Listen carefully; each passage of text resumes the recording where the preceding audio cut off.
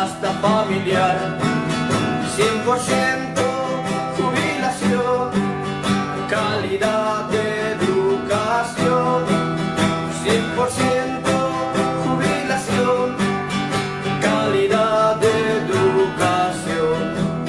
Fuerza, fuerza, compañeros, nuestra lucha hasta el final. Nada puede detener nuestra marcha nacional. Nada puede detener nuestra marcha nacional. Muy buenas tardes y bienvenidos a este su programa Radio Rebelión en esta edición del 21 de septiembre del 2025. Muy buenas tardes, Miguel. Muy buenas tardes Buenas a tardes. todos. Es un compañero invitado. Bienvenido, compañero. Muy buenas tardes, Beto. Buenas tardes, Miguel. Bien, bueno, quería comentarles un poco que el día de hoy tenemos un horario un poco diferente por algunos compromisos que tenemos más tarde. Entonces, por eso estamos haciendo el programa un poco más temprano, pero de todas formas será retransmitido por las distintas redes sociales, como es costumbre. Y bueno, les damos la bienvenida a los que nos estén siguiendo en este momento. Y bueno, arrancamos con Radio Rebelión. El día de hoy estaremos hablando, como es necesario y urgente, continuar hablando de Palestina. Crece la solidaridad internacional, se anuncia una huelga general en Italia en apoyo a Palestina y la flotilla sigue avanzando. Comentaremos un poco sobre esto, acercándonos un poco bueno, territorialmente. En Perú hay una oleada de movilizaciones muy grandes contra el gobierno de Dina Boluarte y bueno, y las medidas que está aplicando, ¿no? Es una movilización impresionante y realmente está amenazando con echar abajo al gobierno. Esperemos que sea así, pero bueno, vamos a hablar un poco de cómo está la situación de Perú. A nivel nacional, hablaremos del Congreso de la COP. Bueno, ya lo venimos haciendo en los anteriores programas, pero es necesario, es un tema central para la lucha de los trabajadores y un tema central en Bolivia, el Congreso de la COP. Y bueno, qué saldrá de este Congreso. Y bueno, ahí tenemos algunas propuestas. Entonces, bueno, de esta forma comenzamos y arrancamos Radio Rebelión este 21 de septiembre. Vamos a hablar de la flotilla.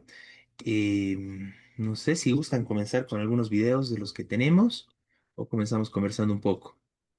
Podríamos comenzar con el video de Giordano, que es Muy bien. el dirigente que está en la flotilla, ¿no? El dirigente el diputado argentino que parte de la flotilla, y después detallamos un poco más de la flotilla. Ah, compañero de nuestra corriente internacional, ¿no? Compañero Juan Carlos Giordano. Entonces vamos con el video donde él comenta un poco. Bueno, el día a día está haciendo, podemos seguir junto con él el día a día de la flotilla, ¿no? Y esta es la información de lo que sucedió, bueno, en estas últimas 24 horas, ¿no? Entonces vamos con el video, compañero. Ok. Hoy es 21 de septiembre, Juan Carlos Giordano, diputado nacional de Izquierda Socialista de la UITSI, nos han llamado para certificar a todas las y los diputados de la embarcación Sirius la ayuda alimentaria que llevamos de nuestra embarcación. Cuando nos preguntan qué llevan, acá lo estamos mostrando, lo estamos certificando. Llevamos alimentos, llevamos medicinas, llevamos sueros, llevamos medicamentos, distintos elementos de medicina, porque el gobierno genocida de Israel lo que hace es bombardear hospitales, bombardear escuelas, bombardear niñas y niños. Y cuando nos preguntan por qué llevamos estos juguetes, son para regalarle medio segundo, un minuto de alegría a esas niñas y niños que están bajo los bombardeos y que mueren día a día por la hambruna. Lo que nos preguntamos es que si un voluntariado de esta flotilla global, con el esfuerzo de miles y miles de activistas en el mundo que lo pueden hacer posible, lo hicieran los gobiernos cómplices de Israel, ya se hubiese roto el bloqueo y ya se podría permitir la ayuda humanitaria. Ese es el objetivo, que pueda llegar la ayuda humanitaria, ese es el objetivo de la tripulación del Sirio y de toda la flotilla global. Fuerza, vamos Palestina, Palestina libre de río al mar. Bien, ahí teníamos al compañero Juan Carlos Giordano. Bueno, muy importante esa Bueno, certificación también, ¿no?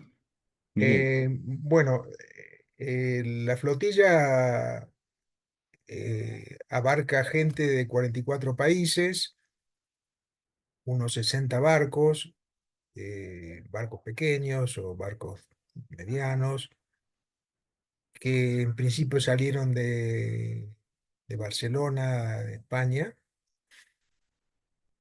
y luego llegaron a Túnez. En Túnez, en cada lugar se hicieron manifestaciones masivas, populares. En Túnez se plegó también mucha gente y más barcos. Y ahora se han unido barcos de Italia, salidos de Italia, y también se están por unir barcos de Grecia. La idea es llegar a Gaza. El gobierno, es decir, Netanyahu dijo ya hace 10 días que es una flotilla de terroristas, lo cual es una acusación poco ridícula, teniendo en cuenta que no llevan ni una sola arma, ni llevan eso, lo que mostró el diputado Giordano: comida, medicinas, bueno, ayuda al pueblo de Gaza.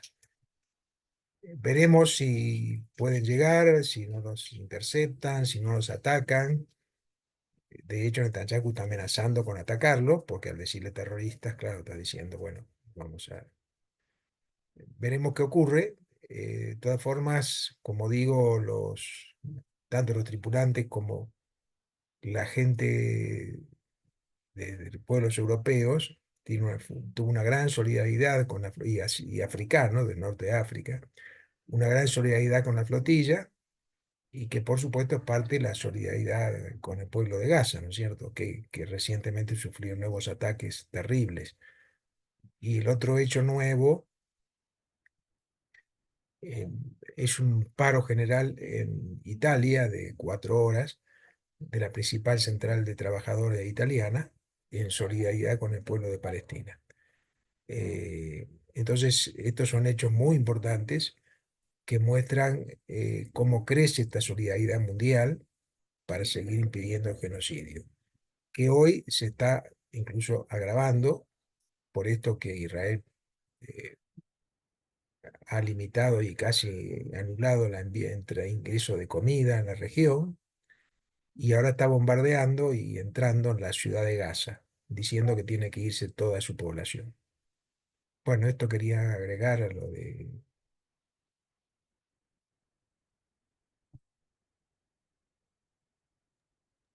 Muy bien. José Luis, si quieres continuar o vemos un poquito el video del tema de lo que está pasando hace unos momentos, ¿no? De los Sí, drones. por favor, el Sí, video y luego yo expongo unas cuantas diapositivas. perfecto. Entonces vamos con el video. Nuestro compañero, también militante, dirigente de Izquierda Socialista, el compañero también fue en su momento legislador allá en Argentina y es parte de la flotilla.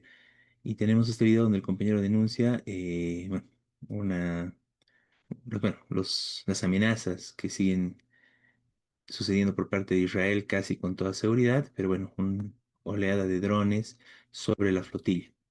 Ahí tenemos las imágenes, bueno, una declaración del compañero, un video que hace el compañero desde la flotilla, desde la flotilla Summit. Ya es de noche en el Mediterráneo, y durante las últimas horas del día de hoy, con nuestras embarcaciones hemos visualizado un fuerte incremento en la actividad de drones, los cuales nos han seguido por algún tramo de nuestra navegación y se han posicionado sobre nuestros barcos. Estos drones no han sido aún identificados, pero teniendo el antecedente de lo que sucedió en Sidi Bouzid en Túnez, como así también la recurrente criminalización que hace el Estado de Israel sobre nuestra misión, tildándonos de terroristas, llamamos a todas y a todos primero a mantener la calma, porque todos los tripulantes y navegantes estamos muy bien. Afortunadamente no hemos tenido ataques, pero llamamos a mantener la máxima alerta, porque estamos en el tramo final de nuestra misión y buscamos llegar en los próximos días a Gaza. Primero teníamos al compañero Ezequiel comentándonos de este atentado, bueno, estas nuevas amenazas de Israel, ¿no? Con los drones. José Luis, tienes la palabra. Muy bien. Entonces esto. Ok. Bien, yo quisiera complementar a lo que Miguel nos ha estado comentando, también Giordano y también el compañero que acaba de comentarnos. A ver, esto lo he titulado Palestina 710 días de genocidio. Estos 710 ya al día de hoy se ha incrementado. Es por el 16 de septiembre que hemos tenido el último informe de la relatora de las Naciones Unidas para los Territorios Ocupados de Palestina, Francesca Albanese. Esta es la foto de hace unos minutos nada más. Israel estrecha el cerco sobre Ciudad de Gaza, que acaba de comentarnos Miguel. Decenas de muertos en las últimas horas en la franja de Gaza. Reitero, esta es una foto que acabo de tomar de la televisión de apenas hace unos minutos. Esta es una de las últimas declaraciones, es una captura de pantalla de Francesca Albanese. Ella es Francesca Albanese y el discurso, el informe está en inglés y ahí podemos ver la traducción y en el que centralmente dice, hay palestinos que corren el riesgo de ser exterminados en su tierra. Eh, Bien, Israel ha matado en Gaza a más niños que hombres y mujeres. Creo que esto es lo que tiene que quedar muy en claro, que si bien la propaganda sionista dice que va a matar a los de Hamas, pero en la realidad de los hechos es que mata más, asesina en realidad más a niños que a hombres y mujeres. Este ya es un elemento central del genocidio que enseguida lo vamos a ver. La relatora, justamente Francesca Albanese, acusa a Israel de estar cometiendo un genocidio en Gaza. Israel está cometiendo, muestro estas capturas porque es de las Naciones Unidas, o sea, no es de algún activista, etcétera, es noticia oficial de Naciones Unidas, noticias ONU. Israel está cometiendo un exterminio en Gaza, asegura un comité de investigación independiente de la ONU. Esta es una de las primeras, diríamos, evidencias, confirmaciones que Israel está cometiendo, perpetrando un genocidio en Gaza. Una comisión de investigación de la ONU acusa a Israel de crímenes de lesa humanidad y a Hamás de crímenes de guerra. Seguimos con las noticias de la ONU. El uso sistemático de la violencia sexual por parte de Israel es más de lo que puede soportar, de lo que un humano, de lo que un ser humano puede soportar. Esto en verdad es muy grave porque se está recurriendo a prácticas que son evidentemente genocidas, como es la violencia sexual. Seguimos con noticias de la ONU. La ONU declara la hambruna en Gaza, asegura que es un fracaso de la humanidad y un crimen de guerra, ¿no? Entonces, como podemos ver aquí, estamos frente a una situación de hambruna, que este es otro elemento central de una situación de genocidio, el privar de alimento a una población. ¿Mm? Bien, y la conclusión de todo esto, hay mucho más que se podría argumentar, pero es que Israel ha cometido genocidio en la Franja de Gaza. Reitero, esta es una página oficial de las Naciones Unidas. Entonces, está ya determinado, verificado, que Israel comete genocidio en la Franja de Gaza. Esto es muy importante reiterarlo porque hay mucha gente, incluso el Papa, que aún dudaban que qué es lo que realmente está ocurriendo en la Franja de Gaza. Naciones Unidas determina fehacientemente que es genocidio. Genocidio, crimen de crímenes. Esta es una noticia de BBC. Israel comete genocidio en Gaza, concluye la principal asociación de expertos en este crimen contra la humanidad. Entonces, no es la opinión, reitero, de algún activista, es la principal conclusión de la Asociación Legal de Expertos en este crimen de crímenes como es el genocidio, crimen contra la humanidad, crimen de lesa humanidad. Israel comete genocidio en Gaza, afirma Comisión Investigadora de la ONU. Bien, y así hay muchísimas noticias. o varias fuentes que nos van confirmando que lo que está ocurriendo en Gaza es genocidio.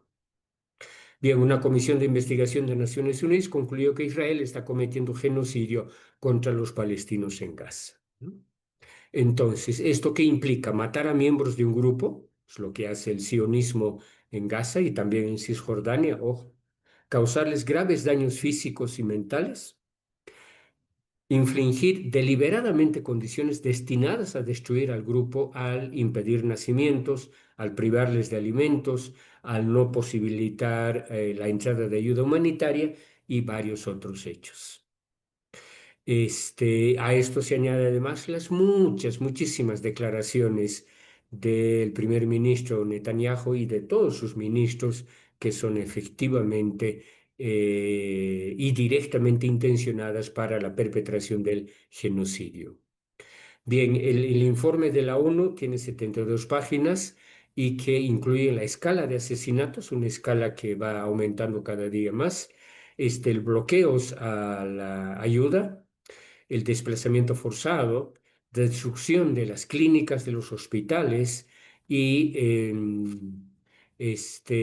todo esto es lo que nos lleva a concluir que se está produciendo un genocidio.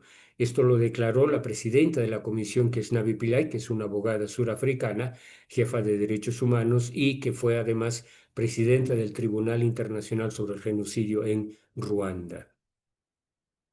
Bien. Aquí está algún detallado la cuestión de cómo es que de los 5 elementos que tiene que debe cumplir un genocidio, Israel cumple y de sobra 4 de esas condiciones para decir que hay un genocidio.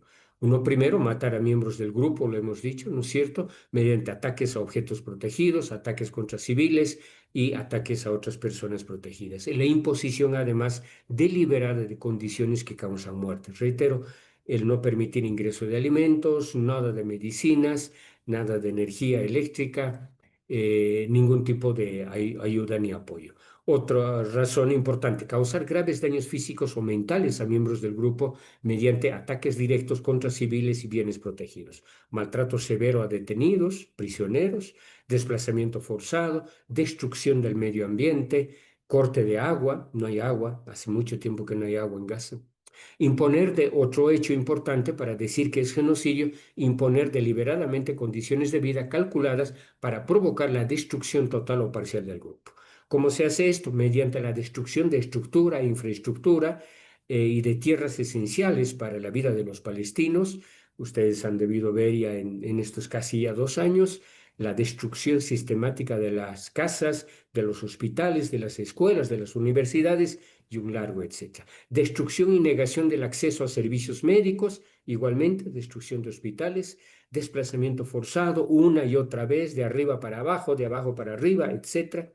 Impedir que la ayuda esencial, como sobre todo el agua, la electricidad y el combustible, lleguen a los palestinos, ¿no es cierto? Esto lo ha hecho desde el mismo día 7 de octubre del 2023 Israel, y ahora mismo hay más de 6.000 camiones, ojo, ahí en la frontera sur de Gaza, en Rafah, y que los propios sionistas están sentados delante de los camiones y no permiten que la ayuda llegue a Gaza. Una evidente acción de matar de hambre a los palestinos. Y también, ojo, se está afectando y se está ejerciendo violencia reproductiva. No hay ningún tipo de atención para las mujeres, menos para las que van a dar a luz. No hay ningún tipo de atención para los neonatos, para los niñitos pequeños. Y la última condición importante que cumple Israel para decir que es genocidio, imponer medidas destinadas a impedir nacimientos, mediante el ataque de clínicas de fertilidad, hospitales, y que han destruido ya alrededor de 4.000 embriones, 1.000 muestras de esperma, etcétera, etcétera. Genocidio en Gaza y Palestina en su conjunto. Voy a dar algunos datos que nos muestren la dimensión y la magnitud de este genocidio. 710 al 16 de septiembre es el número de días de horror absoluto y de crímenes y asesinatos que ha padecido y padece el pueblo de Gaza. 65.000 es el número de palestinos seguramente asesinados, es decir, que tenemos la seguridad de que han sido asesinados, incluido más de 75% de mujeres y niños. Este dato es muy importante porque la propaganda sionista siempre nos dice que van a matar a los militantes de Hamas, pues matan a más del 75% de mujeres y niños. 680.000, tomen en cuenta este dato, 680.000 es el número que varios académicos, investigadores, estudiosos afirman que es el número real de muertos en Gaza. Ojo, 680.000. Entonces, es más de medio millón de palestinos que han sido matados, asesinados por los sionistas en Palestina histórica. 380.000, perdón, son bebés menores de 5 años, de la gente que han matado, que los sionistas han matado, han asesinado. 1.581 es el número de trabajadores sanitarios asesinados en Gaza, médicos, fundamentalmente médicos. Recordarán ustedes la tragedia del director de Hospital Al-Shifa, por ejemplo, y de varios otros hospitales, ¿no? Los sionistas bombardean los hospitales y además asaltan los hospitales, secuestran a los enfermos, torturan a los enfermos y luego los liquidan en plena calle a los enfermos. 252 es el número de periodistas asesinados en Gaza. Este número es muy importante, hermanos y hermanas, porque es el número más alto en todas las guerras de la era contemporánea. Ni siquiera en Vietnam se ha matado tanto periodista. 252 es el número de periodistas asesinados en Gaza. Y ya todos entenderán por qué matan periodistas, para que no quede testimonio alguno, para que no quede prueba alguna de este gran genocidio que está perpetrando Israel. 350 es el número de funcionarios de la ONU muertos en Gaza, sobre todo de la UNRWA, ¿no es cierto? De la Agencia de las Naciones Unidas para los palestinos que están en los campos refugiados. 10.000 palestinos han sido detenidos, en su mayoría de forma arbitraria, secuestrados generalmente en la noche, además, por una ocupación ilegal que ha estado privando alimentos, torturando a los palestinos e incluso violando a los reclusos y obviamente también a las mujeres. La noticia que hemos mostrado hace un momento, la violencia sexual como arma de guerra que utilizan los sionistas. 75 es el número de detenidos que han muerto bajo custodia israelí. Probablemente sea más, pero está confirmado que al menos 75. Es decir, gente que es detenida, torturada y muerta bajo custodia israelí.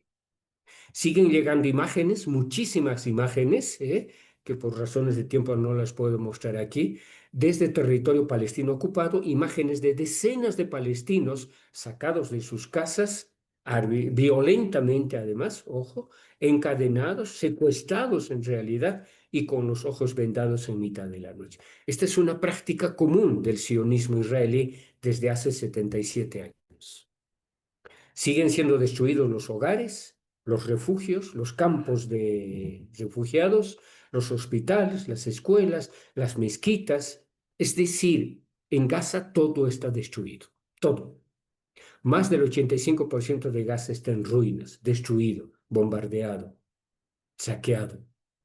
El asalto en curso para tomar el último remanente en Gaza, lo que ahora mismo está habiendo, la foto que les mostraba al inicio de esta exposición, está ocurriendo en la ciudad de Gaza, que no solo devastará a los palestinos, los va a asesinar, sino que también pondrá en peligro, ojo, a los rehenes israelíes restantes, poniendo su vida en grave peligro. Mientras tanto, eso es en Gaza, eso está ocurriendo en Gaza, hoy día, desde hace en realidad 77 años, pero que se ha intensificado desde el 7 de octubre del 2023.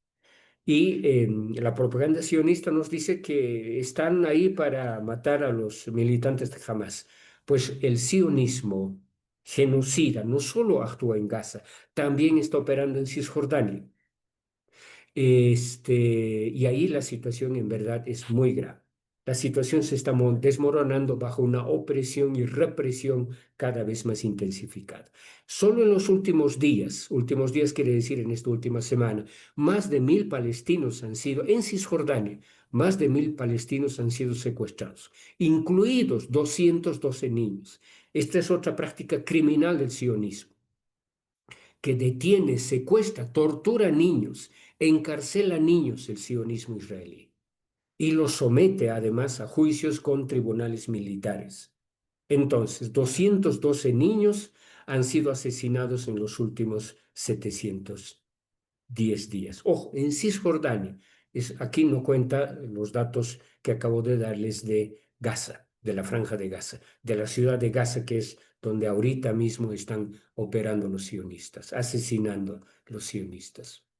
1.600 es el número de incursiones, con un incremento del 22% en comparación con los años anteriores en zonas habitadas por palestinos. Incursiones se entiende, ¿verdad? Es decir, que el ejército ingresa, arrasa, mata a la gente, saquea, incendia las casas, viola a las personas, sobre todo a las mujeres, y un largo y doloroso etcétera. Y por eso el número de asesinatos selectivos también está aumentando. Es evidente y han debido ver ustedes que los dirigentes de Hamas y de la resistencia palestina son sistemáticamente asesinados. Lo cual es lo más grave. Lo último, recordarán en Qatar, los propios negociadores del alto el fuego han sido asesinados. Desde la segunda intifada, con la destrucción total de los campos de refugiados.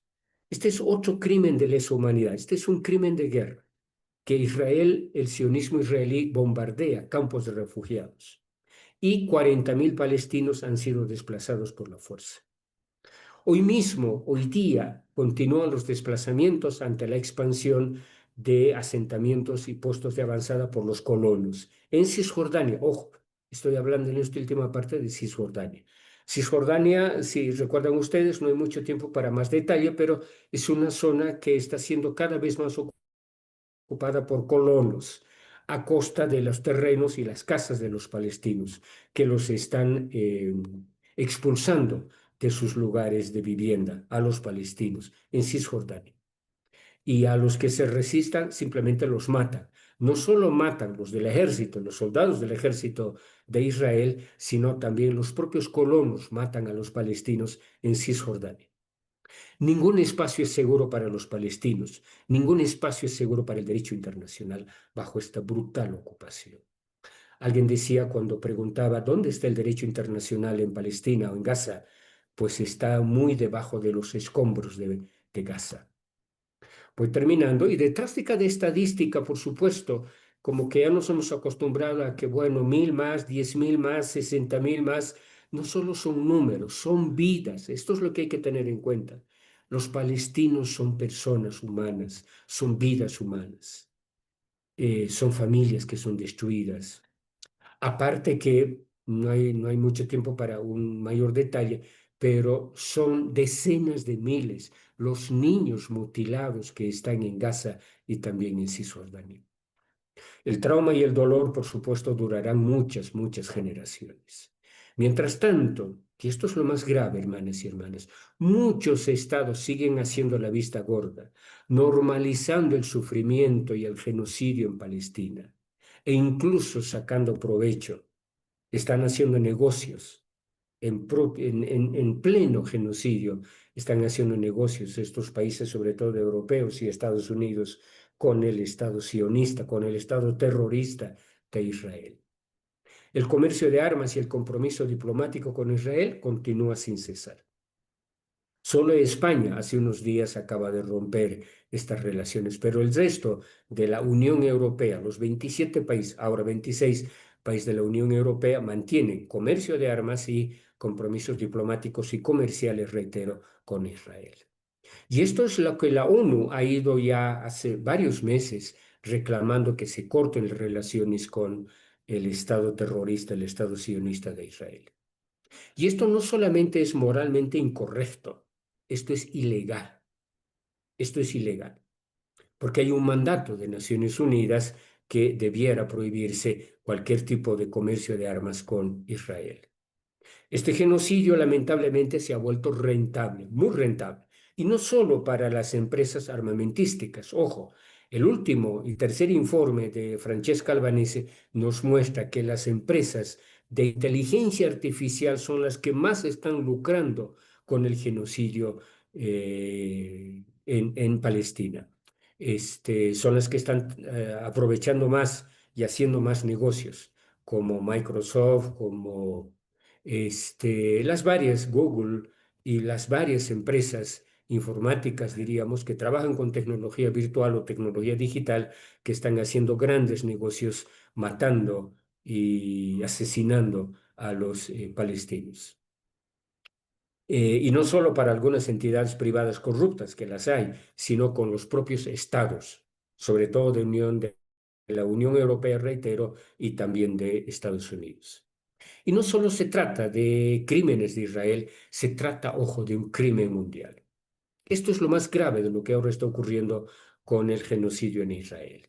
Y que se sostiene este genocidio, este crimen de crímenes, con el silencio, con la complicidad, con el suministro de fondos, con el comercio de armas, con la cobertura política, con la cobertura mediática que estos países cómplices, sobre todo la Unión Europea y Estados Unidos, hacen con Israel.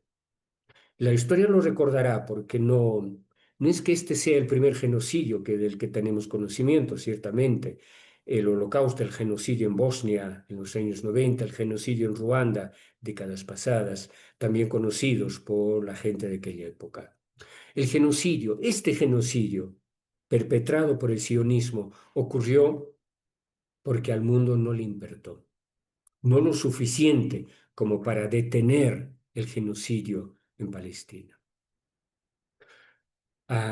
Pero hoy en día el genocidio como algo diferente es incitado abiertamente por los propios agentes del gobierno, tanto israelí, el régimen sionista, como también Estados Unidos, como también Alemania, como también Inglaterra, y apoyado implacablemente, armado por estos países y utilizado además como arma de guerra. Mientras que no se oponen al genocidio, hacen alguna marcha, manifestación, son silenciados, son golpeados, son detenidos, son secuestrados, son criminalizados, son difamados. Esta es la grave situación de la que vivimos actualmente en todo el mundo. Por eso Francesca Albanese dice que esto es la vergüenza de nuestro tiempo. Es el colapso del orden jurídico internacional, no solo para los palestinos, sino para todos los seres humanos. Francesca Albanese pregunta a los primeros ministros, a los presidentes, a los ministros de Asuntos Exteriores, a los llamados líderes mundiales, ¿cómo carajos pueden dormir? ¿Cuándo actuarán verdaderamente? ¿Cuándo podrán ir un poco más allá de las meras palabras? ¿Cuándo podrán evitar, aunque sea una sola muerte más en Palestina?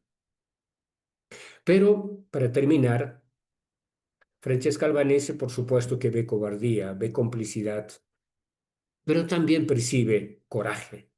Y la flotilla es una de estas expresiones más lindas del coraje de la gente. Los médicos, los sindicatos, los estudiantes, las madres, los padres, la gente común de todo el mundo que rechaza y lo hace de manera activa esta complicidad y lo hace en las calles, como la reciente vuelta de España cuando hubo la competencia de ciclismo, ¿no? Y con esa frase tan linda, el ciclismo no va con el sionismo. Esto creo que es una actitud que todos los seres humanos debiéramos asumir. Y su mensaje es muy claro, el mensaje de Francesca Albanese, de la relatora de las Naciones Unidas para los territorios ocupados, desde 1967. No más genocidio, no más apartheid, no más limpieza étnica, no más asesinatos en Palestina. El futuro que millones de personas exigen es de justicia, de igualdad, de libertad, y que todavía, hermanos y hermanos, todavía está a nuestro alcance, si actuamos ahora, hoy día. Y creo que una de estas acciones más lindas es ciertamente la gente que está hoy mismo en la flotilla. Todas y todos por una Palestina libre desde el río hasta el mar. Muchas gracias,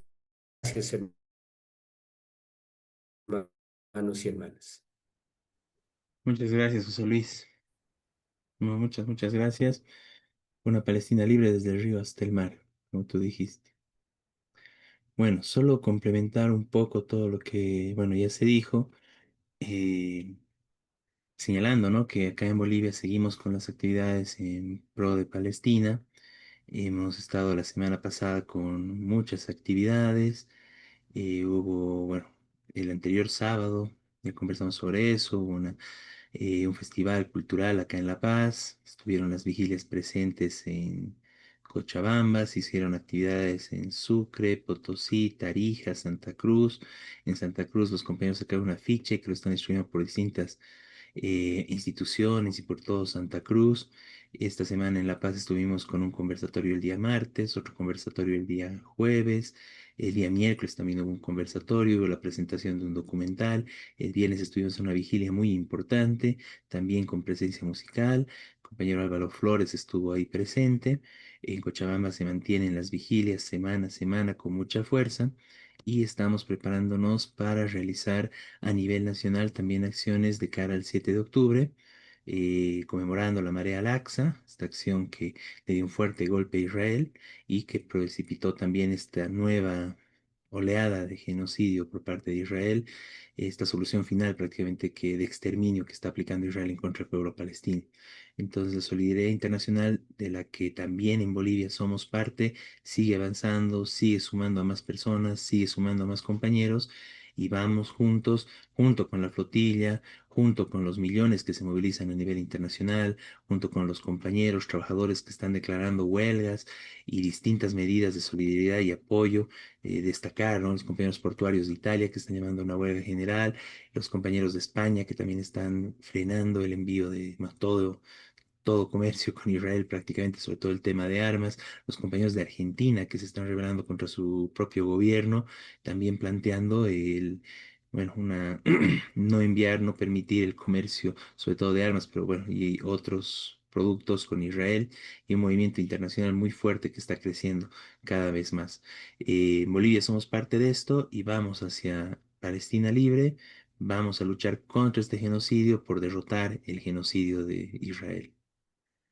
Si me permiten un pequeño añadido, Sí, justo el anteayer acabamos de confirmar que vamos a hacer un gran evento, Beto, el 25 de noviembre, que es el Día de Solidaridad Mundial con el pueblo palestino. Estoy tratando de ver qué día es el 25 de noviembre. Perdón. Perfecto, es día el martes. martes. Ujú. El, sí, el 25 de noviembre, Día Mundial de Solidaridad con el Pueblo Palestino, vamos a hacer un gran evento en la UNSA, en la Facultad de Derecho, y ya vamos a ir coordinando, sobre todo contigo, Beto, nos interesa mucho y está ya confirmado que va a estar el embajador. Vamos a ver de conseguir que participe el diputado Giordano con toda la experiencia que ahora está teniendo. Vamos a ver también de contactarnos con la relatora, precisamente con Francesca Albanese, para que nos pueda ofrecer una conferencia virtual. De manera entonces que el 25 de noviembre, Día de Solidaridad Mundial con el pueblo palestino, haremos un gran evento, ahí en la UNSA, en la Facultad de Derecho. Y por lo demás, pues que viva Palestina.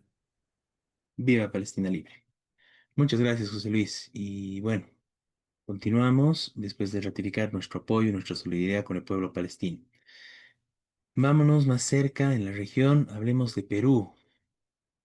Em, bueno, Miguel, coméntanos qué está sucediendo en Perú, Sí, este tienes tema qué está sería pasando. relativamente breve hoy, pero queríamos tocarlo porque evidentemente es un país con mucha relación con Bolivia, y en Perú viene desde hace casi 2 años el gobierno de Dina Boluarte, que después que tumbaron al gobierno anterior, bueno, que supuestamente era progresista, pero que Dina Boluarte se alió a la derecha, que domina el Parlamento, y han tomado un montón de medidas antipopulares, además de represión violenta en distintos momentos.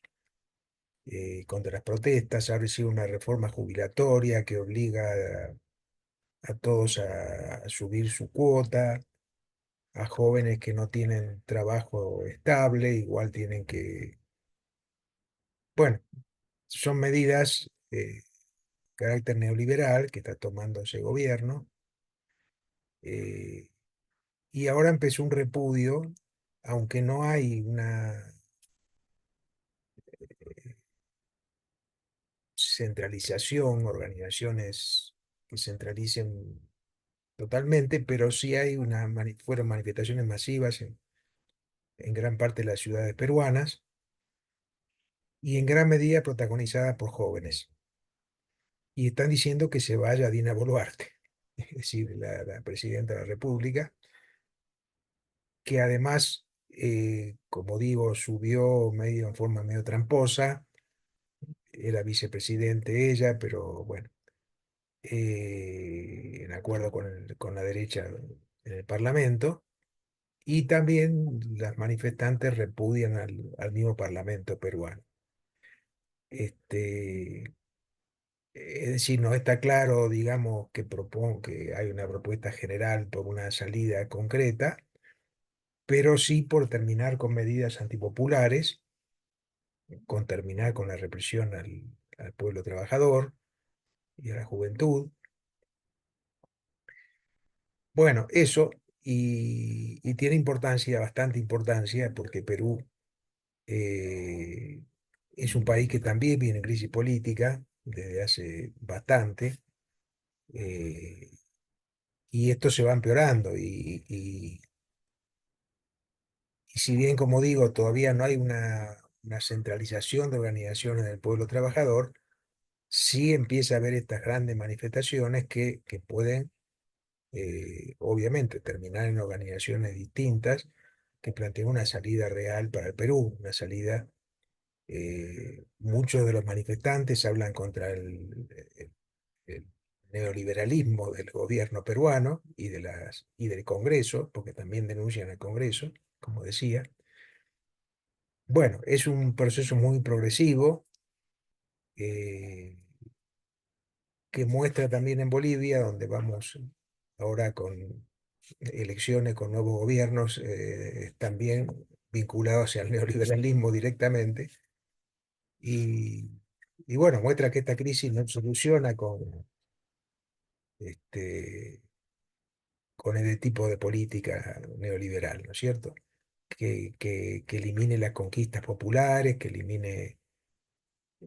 En Perú, además, hay que señalar, las manifestaciones son de jóvenes, de trabajadores urbanos y también de campesinos en todo el país. Y esto tiene mucha importancia. Veremos cómo continúa, pero desde ya, bueno, toda nuestra simpatía y nuestra solidaridad con el pueblo peruano que se está levantando contra este régimen de Dina Boluarte y la derecha.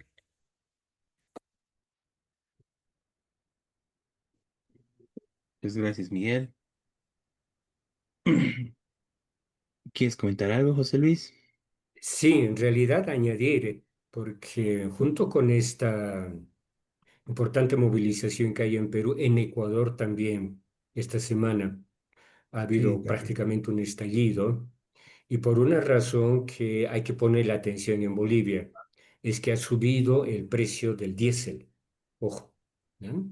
Sí, El galón, que es más o menos 4 litros, cerca de 4 litros, costaba antes de estas medidas neoliberales, profundamente neoliberales, el propio gobierno y Noboa es totalmente neoliberal. El galón costaba 2,80, ahora cuesta 3,80 dólares. Ojo, recuerden que la economía ecuatoriana está dolarizada, ¿no? Esto ha generado movilización, sobre todo de la CONAI, pero también casi muy parecido al Perú, de sectores obviamente urbanos, urbano-populares, trabajadores, transportistas, obviamente, y la situación está muy, muy grave porque el gobierno de Noboa ha empezado ya con medidas muy represivas. Ha empezado, por ejemplo, congelando todas las cuentas de los dirigentes y de las organizaciones indígenas. Esto es muy grave. ni los gobiernos más nefastos habían se atrevido a esa medida tan represiva, ¿no? Y se teme que la represión aumente, entonces también desde aquí enviamos nuestro apoyo al valiente pueblo ecuatoriano, a la gente que está en movilización y que se logre por lo menos que se respeten los derechos de los trabajadores, de los dirigentes de los pueblos indígenas y también que pueda derogarse esa medida tan antipopular y tan contraria a los intereses populares, ¿no? Así que desde aquí, pues fuerza para todos los hermanos y hermanas del Ecuador. Sí, muy bien, gracias, José Luis. No, sí, hay una oleada internacional impresionante de movilizaciones. Bueno, ya hablamos la semana pasada de Indonesia, Nepal, Francia, es impresionante. Las movilizaciones en Perú también están llegando a una envergadura muy fuerte, se están acercando a eso. Bueno, como dice José Luis, también hay en Ecuador, hay movilizaciones importantes en Argentina también. Veníamos de lo que pasó en Panamá.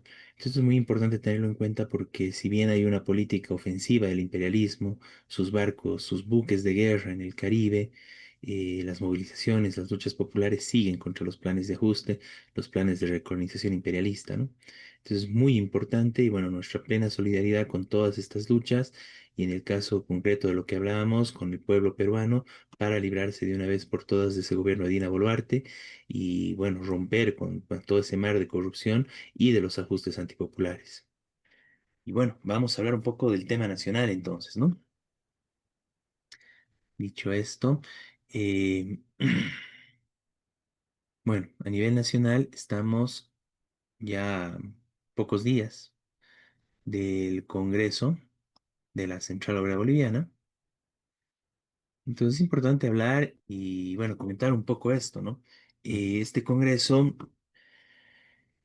bueno, nuevamente recalcar, esto se ha convocado por presión de la base, por presión de distintos sectores. Bueno, centralmente el sector minero fue muy fuerte en su congreso, incluso llevándolo a una comisión sindical, comisión de honor a Guarachi y compañía, ¿no? Bueno, por su nefasto rol a la cabeza de la Central Obrera Boliviana. Conversando con varios compañeros, bueno, hay muchas dudas sobre esto. Han logrado crear una imagen incluso de que cualquier ataque a Guarachi sería un ataque a la COP, ¿no? Cuando es todo lo contrario, ¿no? Me parece importante señalar y discutir varios de estos aspectos, ¿no? Em, y bueno, y justamente eso tiene que ver de cara a qué tipo de central obrera boliviana necesitamos, qué tipo de central obrera boliviana necesita el país, ¿no? Necesitan los trabajadores del país. En ese marco es importante señalar, bueno, desde la sede, ¿no? Se lo realiza en Cobija, lejos, muy lejos bueno, de los centros que nuclean a la mayor cantidad de trabajadores del país, lejos del eje central, La Paz, Cochabamba, Santa Cruz. Y además, y es lastimoso que todavía hay lugares así, es una capital de un departamento, pero sigue siendo de difícil acceso, ¿no? No hay un acceso fácil, directo, sencillo para llegar a Cobija desde las distintas partes del país y realmente lo hace un acceso a un lugar bastante inaccesible, ¿no? Y más aún, bueno, justamente por esta distancia, con los problemas y la escasez del combustible que se tiene en el país, se llega a una situación donde además pasa a ser un elemento importante el tema económico, ¿no? Que dificulta la participación de muchos compañeros, de muchas, de muchos sindicatos, directamente las mismas federaciones, confederaciones están con problemas porque es un ingreso, bueno, un gasto en realidad muy fuerte el que tienen que hacer solo para transportarse, sin tomar en cuenta temas de alojamiento, temas de alimentación, donde Cobija es uno de los lugares por su cercanía, además con Brasil, donde más caros son tanto alojamientos como alimentación y todo en general, ¿no? Más caro que en el promedio del resto del país, ¿no? Entonces, por ser un lugar fronterizo con Brasil sobre todo, ¿no? Bueno, entonces, ¿por qué se convoca en Cobija, ¿no? Y esto viene, bueno, y lo que se dice es en cumplimiento de lo acordado y lo resuelto en el anterior Congreso de Santa Cruz hace más de 6 años, un Congreso, bueno, cuestionado de ya por cómo se realizó, sin presencia del anterior Ejecutivo, donde más bien sancionaron al anterior Ejecutivo por osarse a tratar de, al final de su gestión, tener un poco de independencia del gobierno, ¿no? Y mostrar y marcar un poco de independencia del gobierno, sobre todo a partir de algunos abusos que está cometiendo el gobierno en contra de los trabajadores en conjunto, ¿no? Incluso haciendo una denuncia entre la OIT, etcétera, ¿no? Bueno, este fue el caso de Guido Midma y bueno, ese congreso terminaron realizándolo en Santa Cruz. Hubo una discusión y una pugna incluso para tratar de realizarlo en la ciudad de La Paz. Y bueno, finalmente ese congreso se realizó prácticamente entre los sectores oficialistas. Fueron varios compañeros de distintas confederaciones, federaciones, igual a participar esto, pero con una presencia hegemónica del gobierno, ¿no? Del gobierno del MAS. Entonces, en ese congreso, bueno, lo que quisieron es garantizar una dirección que esté al servicio del gobierno y garantizar un siguiente congreso que también puedan controlarlo desde el gobierno. Entonces, por eso eligieron la sede de Cobija, ¿no? Fue un congreso totalmente agarrado y manejado por el gobierno, ¿no? Por el gobierno del MAS. Entonces, bueno, y desde ahí lo que tenemos es las prórrogas de Guarachi y compañía de ese comité ejecutivo, bueno, que se prorrogaron en su momento con Evo Morales, luego con Áñez, luego con Arce, y bueno, ahora incluso hay la susceptibilidad de que quieran nuevamente prorrogarse en Cobija y que por eso mantienen esa sede, pese a que hubo eh, reclamos airados con declaraciones importantes, por ejemplo, en el caso de la Federación de Mineros, en el caso del Magisterio Nacional, e incluso consultas y solicitudes para que se pueda trasladar la sede, ¿no? Eso nos informaban, por ejemplo, los compañeros fabriles, ¿no? Que hicieron la consulta para ver si se podía cambiar la sede, ¿no? Bueno, finalmente se ratificó entre el Comité Ejecutivo de la COP, entre Guarachi y compañía, y la Comisión de Poderes, que se va a realizar en Convija el Congreso, ¿no? Entonces, eso es importante porque aquí, si bien están diciendo, no, es que estamos cumpliendo el tema de lo resuelto en el Congreso, esa es la excusa, el argumento, el problema de esto es de que eso no se cumple, por ejemplo, y no se cumplió cuando se lo prorrogó a Guarachi, ¿no? Y a varias otras dirigencias. Ahí no se cumplieron los estatutos, no se cumplió lo resuelto en los congresos. Y en cambio, en este caso, cuando hay una exigencia desde las bases y además muy justificada, ahí sí, no, no, que el estatuto, que el reglamento, que la resolución del Congreso. Entonces eso es complicado, ¿no? Ese uso antojadizo de cuándo conviene y cuándo no conviene cumplir y acatar resoluciones de congresos, resoluciones de estatutos y los reglamentos en general que se tienen en los distintos sindicatos del país, ¿no?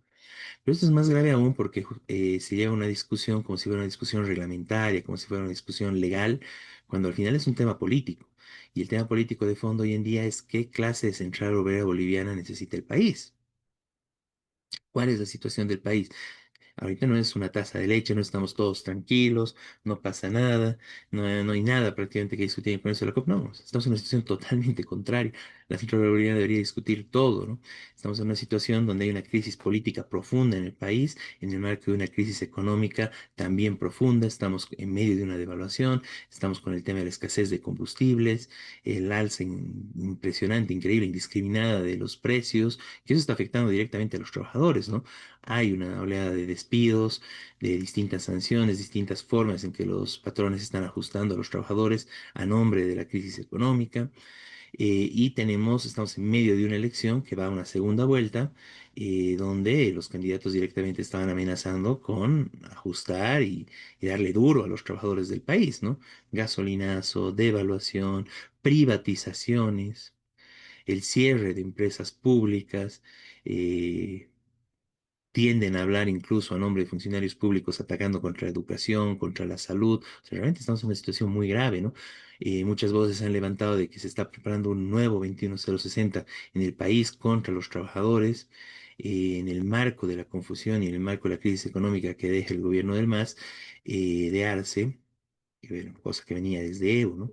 Y que la derecha no estuvo al margen de esto. Entonces hay mucha confusión y hay gente que llega a creer algunos de los discursos, algunos de los cantos de sirena de la derecha, ¿no? Que con la privatización vamos a estar mejor, que liberalizando todo mejoraría algo el país, cuando, bueno, ya se ha hecho experiencias de eso y lo único que sucedió fue el empobrecimiento generalizado del país, el empobrecimiento de los trabajadores del país y la destrucción de la soberanía nacional, siendo un país cada vez más dependiente bueno, del extranjero en general, del imperialismo estadounidense en particular, ¿no? Y no solo del estadounidense. Entonces, ¿qué dice la Central Obrera Boliviana sobre todo esto? ¿Y cuál es el mejor escenario para discutir eso?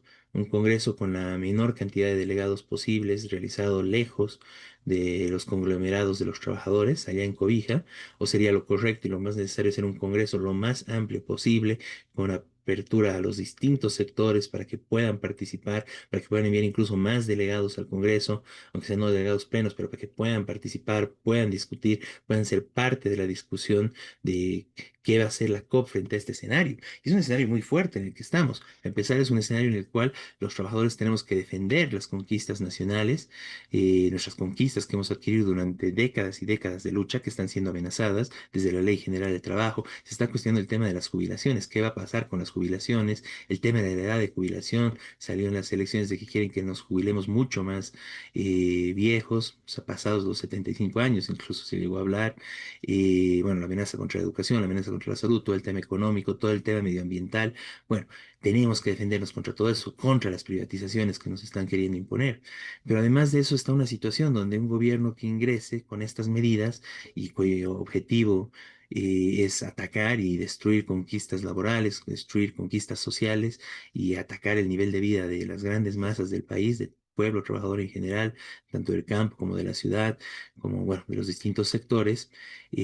Bueno, los trabajadores tenemos que prepararnos para luchar, resistir y un gobierno que va a atacarnos, bueno, tiene que encontrar enfrente a una central obrera boliviana y a distintas organizaciones sindicales listas para el combate, listas para la lucha, listas para la movilización, las huelgas y que realmente apunten a derrotar una política de este tipo y decir que en Bolivia no vamos a permitir que pase esto, ¿no? Y eso además abre las puertas a que podemos derrotar a un gobierno de ese tipo. Las elecciones nos están mostrando de que va a entrar un gobierno débil, ¿no? Un gobierno que, bueno, Tuto fue derrotado, hubo más porcentaje de votos nulos y blancos que lo que sacó el segundo. Si sumamos los votos, bueno, la gente que no votó en abstención, entonces incluso Rodrigo Paz termina segundo en esas elecciones, ¿no? Entonces realmente es un escenario de crisis donde no va a tener legitimidad para aplicar lo que le dé la gana el gobierno que ingrese y en ese marco podemos derrotar a ese gobierno.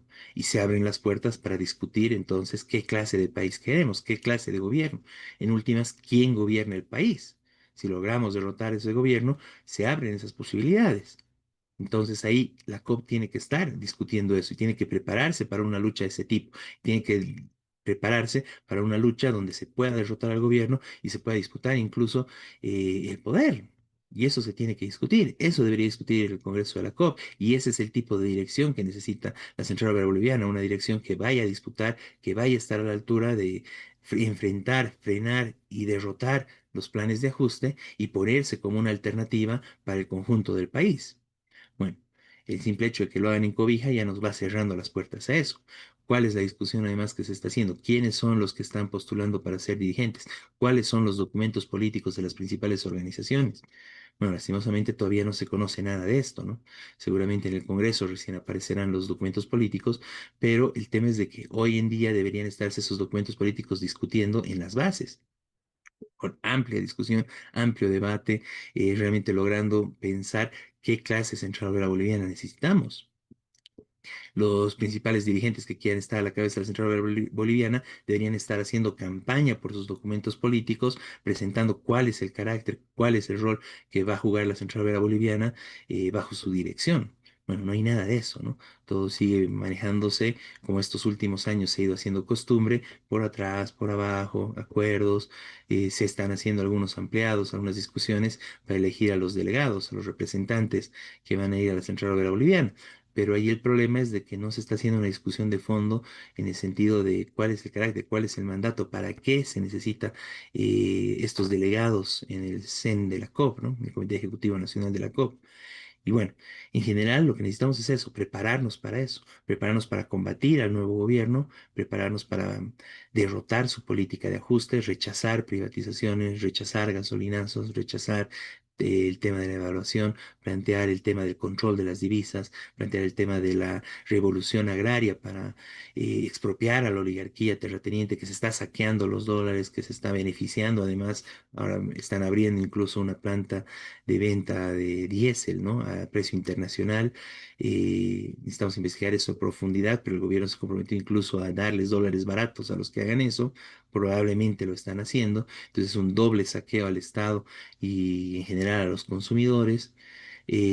toda la fuga de capitales que están realizando con permiso del gobierno, la libre exportación que han logrado por parte del gobierno, donde se están llevando los alimentos, carne, hasta pollos, se están empezando a exportar, mientras nos están subiendo los precios acá adentro con desabastecimiento, ¿no? El aceite, sí, está exportando Bolivia aceite cuando no tenemos aceite para el consumo interno. Bueno, esa es la realidad, eso es lo que se tiene que discutir, tenemos que frenar esa libre exportación, primero se tiene que abastecer el mercado nacional y recién se puede pensar en la exportación. No nos interesan a los trabajadores del país las ganancias de los grandes empresarios, de la oligarquía, a nosotros nos interesa que realmente se garantice la economía popular y si los grandes empresarios no pueden hacerlo, pues se tiene que avanzar hacia nacionalizaciones de todos esos sectores con control de los trabajadores. Ese tipo de medidas se tiene que discutir. Ha habido esta semana la movilización de los compañeros mineros en contra del avasallamiento de los cooperativistas. Tenemos que plantear y una discusión profunda qué realmente es una cooperativa. Y los empresarios a nombre de cooperativas que funcionan en el país, los empresarios del oro, no son cooperativas, están aliados con transnacionales y están saqueando el país para su beneficio propio, para beneficio de transnacionales y dejándonos destrucción medioambiental, destrucción de los derechos laborales con situaciones de trabajo lo más precarias. Y bueno, eso se tiene que acabar. Y es peor, y es criminal realmente que eso se haga a nombre de cooperativas. Se tiene que reformar y cambiar todo eso. Y la Central Obrera Boliviana debería estar a la cabeza de eso. La lucha por una jubilación al 100%, la lucha junto con los hermanos indígenas originarios por la defensa del medio ambiente, la defensa de los territorios, la defensa de los derechos de los pueblos originarios. Bueno, distintas medidas, distintos espacios de lucha que tenemos que tener, la necesidad de la expulsión de las transnacionales, la necesidad de tener mayor inversión en educación, en salud, la necesidad de avanzar en proyectos de industrialización, pero de acorde a las necesidades del pueblo trabajador y no pensando simplemente en darles algunos espacios de, bueno, pegas y jugosos sueldos a funcionarios del gobierno, sino todo lo contrario, incluso las administraciones de esas empresas públicas deberían estar plenamente fiscalizadas por los trabajadores y ganar sueldos acorde a las necesidades, acorde a la situación real de estas empresas y controlados directamente desde los trabajadores, ¿no? Bueno, ir hasta el fin contra la corrupción en el gobierno, bueno, las nuevas denuncias que salen ya de salida del gobierno de Arce, pero que en general obviamente están ahí en cada hecho de corrupción, si bien se centran todas las denuncias alrededor del gobierno, están ahí. La corrupción se hace junto con las empresas privadas. La empresa privada es vínculo central de la corrupción estatal. Entonces, eso es lo que se tiene que controlar, limitar y acabar en general con todos esos hechos de corrupción. Bueno, en general, reiterar, digamos, los puntos centrales contra la oligarquía, revolución agraria, expulsión de las transnacionales para romper con el saqueo del país, algo que me olvidaba, la defensa del litio. Bueno, para todo eso necesitamos una central obrera boliviana, una dirección de la COP de combate contestataria, esclarecida, que realmente pueda dirigir a la COP a luchar contra el ajuste que se nos viene en la perspectiva de derrotar este plan de ajuste, derrotar a un gobierno ajustador, ya sea Tuto, ya sea Rodrigo Paz, y avanzar hacia las posibilidades de un gobierno de los trabajadores. Bueno, ese es el carácter, esa es la discusión que debería darse en el Congreso de la COP, es la discusión que nosotros vamos a plantear con un documento que vamos a presentar como Partido de los Trabajadores ante este Congreso, en la perspectiva de recuperar la COP, recuperar las distintas organizaciones y que se supere esta crisis desde la perspectiva de los trabajadores, ¿no? Y bueno, esa será nuestra participación en el Congreso, es el aporte que estamos planteando y bueno, fraternalmente discutir incluso con algunos compañeros que creen que, bueno, se cumplió, que hay que defender a los dirigentes, etcétera. Bueno, no, la COP ahorita está en una de sus peores crisis históricas y es responsabilidad de todos estos años de dirección. Se tiene que cambiar el curso de la COP, se tiene que cambiar la forma en que está funcionando nuestra Central Obrera Boliviana. Tenemos que recuperar la COP para los trabajadores. Miguel. Sí, brevemente, quería recordar que este programa que contra las transnacionales, contra el agronegocio, por una transformación real del país en beneficio de los trabajadores, primero es un programa histórico de la COP, y en el 2013, cuando se funda el Partido de Trabajadores, eh, que lo funda la COP, un congreso de la COP, se plantea nuevamente este programa. No había, claro, una crisis tan grave en Bolivia como hay ahora. Ahora es mucho más urgente aplicar este programa y también construir un instrumento político de los trabajadores. Nosotros como Partido de Trabajadores continuamos eh, todos estos años, pese a que la COB lo boicoteó, se juntó con el gobierno ya en el 2013, con el gobierno del MAS, y bueno, después fue empeorando, y bueno, con Guarachi llegó a un punto ya de desconocer los estatutos básicos de la COP. No se puede hacer prorrogarse indefinidamente. Todas las COBes anteriores, todos los dirigentes anteriores de la COB hicieron congreso a los 2 años, más allá de que han sido muchos, podemos discutir lo que hicieron, lo que no hicieron, pero a la vez nunca pudieron negar ese estatuto, esa base de la COB. Y hoy la COB, con esta prórroga de Guarachi y este sometimiento a los gobiernos, a los 3 últimos gobiernos, va cambiando. E incluso el Guarachi hace un mes atrás dijo, bueno, habría que ver qué dice Rodrigo Paz, como tratando ya de juntarse con Rodrigo Paz, a ver si puede mantenerse. Bueno, esto es el escándalo de la COB, que sus dirigentes principales, y en primer lugar Guarachi, claro, han abandonado ya todas sus funciones estatutarias, se han entregado totalmente, y la COB está eh, casi que siempre fue una organización fundamental desde su fundación en el 52 en Bolivia, siempre fue una organización fundamental, central, tuvo mucha importancia. Y hoy gran parte de la población ya casi ignora a qué se dedica la COP, no se sabe. Peor con la decadencia del gobierno de Arce, que entonces la COP ya cerró dejó de hablar. Iban a intentar hacer elegir a algunos dirigentes, bueno, fue imposible. El Arce sacó el gobierno, es decir, el partido de gobierno no sacó nada, sacó menos del 3%. Y bueno, hay una decadencia terrible de la COB, y por supuesto es fundamental la lucha por recuperar la COB, tanto por la defensa de los derechos de los trabajadores inmediata, de lucha contra este nuevo gobierno que venga, cualquiera de los dos que van a intentar una política aún peor hacia los trabajadores, hacia empujar al pueblo boliviano. Y bueno, y por supuesto por un nuevo gobierno, por una alternativa política del pueblo trabajador. Es decir, lo que se dijo cuando se fundó el PT,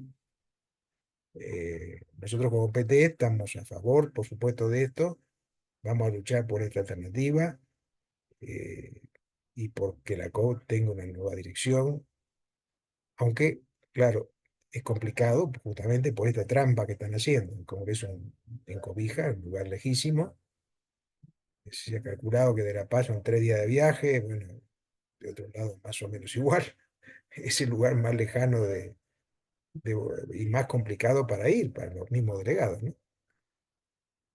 Bueno, eso quería agregar, y de todas formas es muy importante, claro, tener una posición y llegar a las bases a discutir esto, ¿no es cierto? Esta situación, y para luchar por una nueva central obrera que defienda a los trabajadores. Muy bien, Miguel, muy cierto todo esto. Entonces, esa es la perspectiva, esa es la lucha que tenemos de cara al Congreso de la Central Obrera Boliviana. Y bueno, de esta forma vamos concluyendo con el programa del día de hoy. Ya nos encontraremos la siguiente semana. Muy buenas noches, Miguel. Buenas Muy tardes. buenas noches a todos.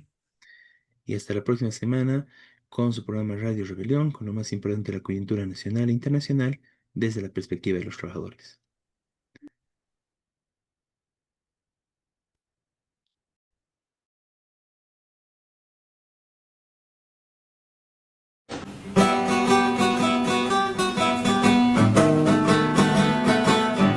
Desde oriente y occidente de los valles marchan ya